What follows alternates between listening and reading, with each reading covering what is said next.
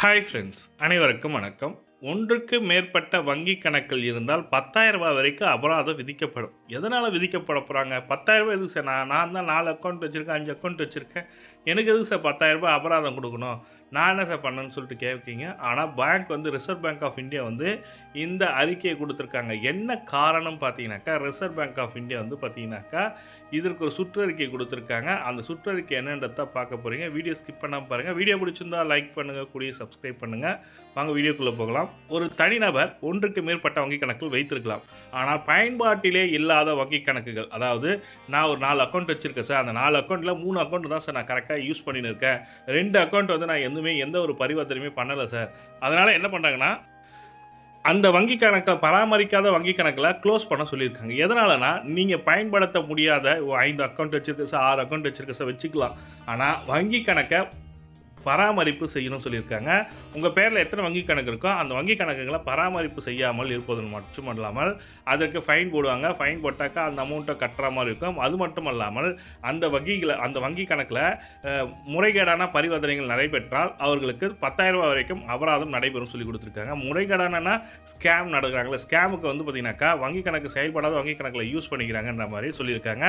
அதனால் நீங்கள் முறைகேடாக நடைபெறுவதற்கு முன்னதாக உங்கள் வங்கி கணக்கை செயல்படுத்தாத வங்கி கணக்குகளை ரிசர்வ் பேங்க் இந்தியா என்ன சொல்லியிருக்குன்னா, க்ளோஸ் பண்ணிவிடுங்க, அந்த அக்கௌண்ட்டை க்ளோஸ் பண்ணிவிடுங்க. அப்போ தான் உங்களுக்கு எந்த ஒரு ஃபேக் டிரான்சாக்ஷன் நடக்காது. அதனால் ரூ. 10,000 அபராதத்தில் தவிர்க்கலாம்.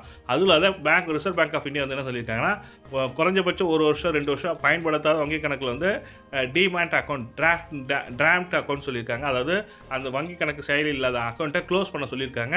அதுக்கு சுற்றறிக்கை லெட்டர் உங்கள் வீட்டுக்கு வந்திருக்கும். இது மாதிரி நீங்கள் பயன்படுத்தலை, இந்த வங்கி கணக்கை நாங்கள் க்ளோஸ் பண்ண போகிறோம், கூடிய விரைவில் வங்கியை பார்த்து இந்த அக்கௌண்ட்டை ஆக்டிவேட் பண்ணுங்கள் சொல்லி மெசேஜ் வந்திருக்கும்.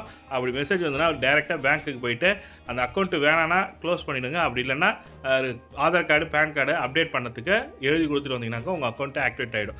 இதுதான் ரிசர்வ் பேங்க் ஆஃப் இந்தியா கொடுத்துருக்க ஒரு சூப்பரான சுற்றறிக்கை. ரூ. 10,000 அபராதத்திலேருந்தும் மினிமம் பேலன்ஸ் மெயின்டைன் பண்ண ஃபைன்லேருந்தும் தப்பிக்கணும்னு நினைக்கிறவங்க கண்டிப்பாக இதை பின்பற்றுமாறு கேட்டுக்கொள்ளப்படுகிறது.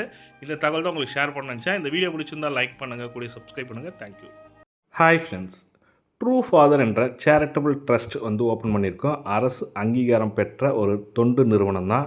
இதில் பார்த்திங்கன்னா டேக்ஸ் பெனிஃபிட்லாம் பெற முடியும். இந்த தொண்டு நிறுவனத்தில் உங்களால் முடிஞ்ச உதவியை செய்யலாம். அப்படி இல்லைனா ஒரு சின்ன ஹெல்ப், நம்ம சேனலை சப்ஸ்கிரைப் பண்ணிங்க. சேனல் மானிட்டேஷன் ஆனதுக்கப்புறம் அதில் வர இன்கம் வச்சு நம்ம ஏழை எளிய மக்களுக்கு உதவி செய்ய முடியும். இந்த தொண்டு நிறுவனத்தை உங்களால் தான் ஆரம்பிக்கப்பட்டுள்ளது. கண்டிப்பாக உதவி செய்யுங்கன்னு நினைக்கிறேன்.